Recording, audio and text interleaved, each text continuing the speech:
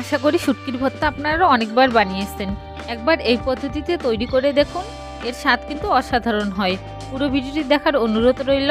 By the way, আমি Marjia Hasan, yummy cooking কর্নারে আজকে থাকছে শুটকির ভর্তার রেসিপি।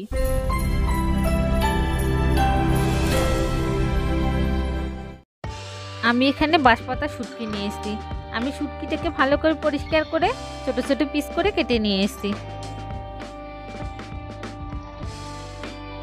এখন চুলায় প্যান বসিয়ে শুটকিটাকে দিয়ে দিচ্ছি। আমি শুটকিটাকে নেড়ে চেড়ে ভালো করে ভেজে নেব।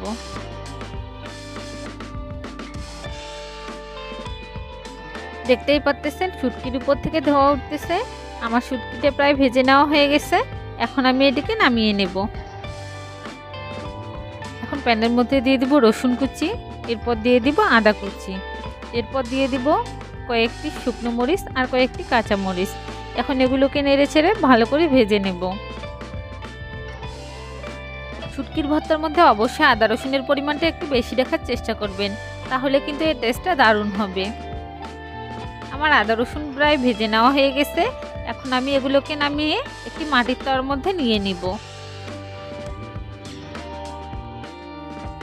আদা রসুনগুলো ঢেলে নেওয়া হয়ে গেলে এখন আমি এতে দিয়ে দিব সামান্য পরিমাণে লবণ। লবণ দেওয়ার পর আমি আদা রসুনগুলোকে ভালো করে বেটে নেব। আদা রসুনগুলো বেটে নেওয়া হয়ে গেলে এখন আমি এখানে শুটকিগুলো দিয়ে দিব।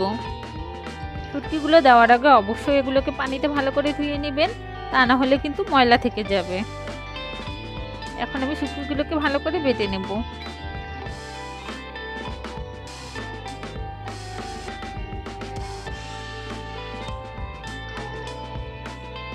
দেখতেই পাচ্ছেন আমার শুটকিগুলো প্রায় বেটে নেওয়া হয়ে গেছে।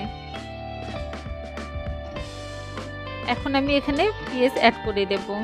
আমি এখানে 2টা পেঁয়াজ নিয়ে নিয়েছি। এরপর দিচ্ছি সামান্য পরিমাণে সরিষার তেল। এখন আমি হাত দিয়ে শুটকির সাথে পেঁয়াজগুলোকে ভালো করে মেখে নেব। হাত দিয়ে মাখার ফলে ভর্তার টেস্টটা কিন্তু দারুণ হয়।